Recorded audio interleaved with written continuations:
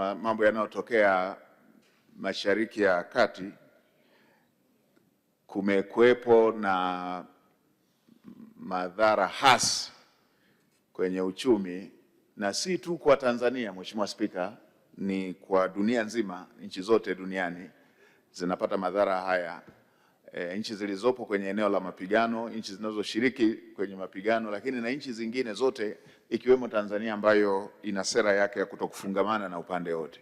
Mheshimiwa Spika, katika madhara hayo kumekuwepo na kupanda kwa masuala ya bei za mafuta, kupanda kwa gharama za bima, kupanda kwa mnyororo mzima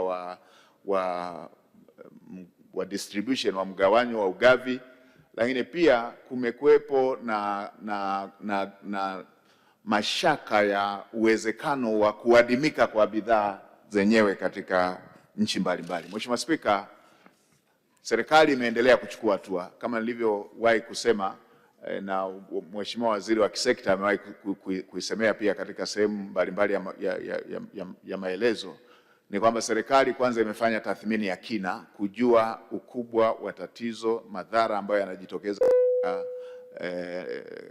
sekta zetu za kiuchumi, lakini la pili, hatua ambazo zinafaa kuchukuliwa ili kuweza kuhakikisha kwamba madhara hayawi makubwa zaidi, pamoja na kwamba Mheshimiwa Spika, ni kweli madhara yatakuwepo na Tanzania sio kisiwa. Mheshimiwa Spika, hatua ya kwanza ambayo serikali imechukua ni ya kuhakikisha kwamba bidhaa hii haiadimiki. Mheshimiwa Spika, zipo nchi ambazo tayari matatizo yameshajitokeza ya bidhaa hiyo kuadimika, kwamba hata kama una fedha haupati mafuta. Serikali imeweka mkakati kuhakikisha, la kwanza, bidhaa hii ya mafuta haiadimiki.